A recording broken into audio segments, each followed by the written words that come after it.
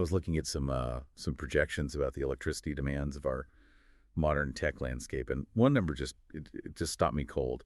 The consumption of data centers, down here on Earth, is expected to more than double by 2030. When you look at the energy strain, the water strain, the grid is just reaching its limit for the kind of AI compute we need. It really is. It's the ultimate scaling bottleneck for the age of intelligence. And, that constraint is precisely why our sources are highlighting what might be the most exciting breakthrough this year.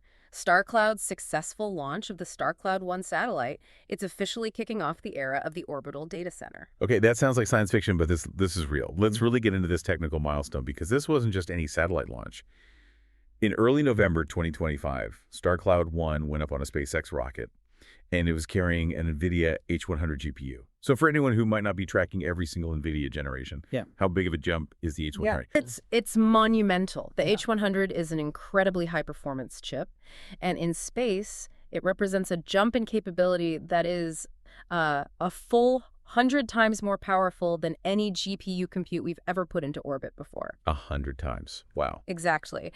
And what's really fascinating here is that the high-powered hardware isn't just sitting there, it's active. It's successfully running and querying Gemma, which is Google's open large language model. In orbit. Right now. In orbit right now. This is the first time an LLM of this caliber has operated on such a powerful chip outside of our atmosphere. And the model's first message back was instantly famous. I just love the personality in this quote.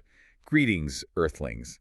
Or, as I prefer to think of you, a fascinating collection of blue and green. Right. And beyond that great greeting, the functional success is what's really crucial here. It proves the system is robust.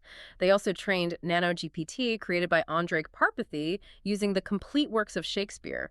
Tris Workington from Google DeepMind even noted that seeing these open models work so well in the harsh environment of space is just a testament to their flexibility. So why go to all that effort? I mean, why not just build a bigger data center in Arizona or somewhere? Yeah, it comes back to what you said at the start, energy. StarCloud's CEO, Philip Johnston, he framed this entire move as purely necessary. It's all driven by those terrestrial constraints. They project that these orbital data centers will have 10 times lower energy costs. 10 times. That's the key metric. That 10x saving is the whole insight, yeah.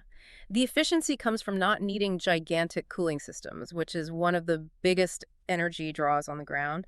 The vacuum of space does a lot of that cooling work for free. And that's where the grand vision comes in. StarCloud is planning a 5-gigawatt orbital data center. Wait, 5 gigawatts, that's truly monumental. Is that something you could actually see from Earth? Oh, yeah. We are talking about a colossal structure, something like 4 kilometers wide and high. To give you an idea of that scale, 5 gigawatts would produce more power than the largest terrestrial power plant in the entire U.S. And it's powered by constant solar energy. No night cycles, no weather, just continuous optimal power. Harnessing that kind of next-generation AI is obviously complex, whether you're StarCloud building the hardware or a company trying to use it. If you need help translating the promise of AI into practical tools for training or for automation, you really need expert guides. This deep dive is sponsored by Embersilk. They specialize in uncovering where AI agents can make the most immediate impact for your business or personal life. Just check out embersilk.com for all your AI needs. And the applications are immediate. They're compelling. StarCloud-1 can already offer real-time intelligence. Because that H100 can crunch so much data instantly, it could spot the thermal signature of a wildfire the moment it ignites. And immediately alert first responders. That's a huge shift from waiting for data to be downloaded and processed here on Earth. Exactly. And here's where it gets truly interactive. They've linked the satellite's telemetry, its altitude, its location, its speed, directly to the LLM. So you can literally ask the satellite, where are you now? Or even, what does it feel like to be a satellite? And it answers based on its own operational data. That is incredible. And they're already running commercial work on it, inference on imagery from Capella Space to help spot lifeboats from capsized vessels at sea. This kind of tangible progress is why there's a real space race happening.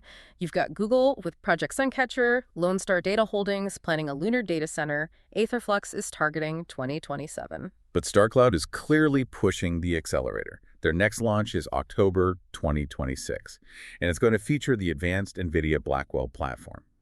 They seem to be really cementing their lead here. This is about making progress without compromise. That's the perfect way to put it. As CEO Philip Johnston said, Orbital Compute offers a way forward that respects both technological ambition and environmental responsibility. When StarCloud-1 looked down, it saw a world of blue and green. Our responsibility is to keep it that way. What an incredibly optimistic and hopeful look at humanity's ingenuity, our ability to solve the largest scaling problems we face. If you enjoyed this deep dive, please subscribe to the show. Hey, leave us a 5-star review if you can. It really does help get the word out. Thanks for tuning in.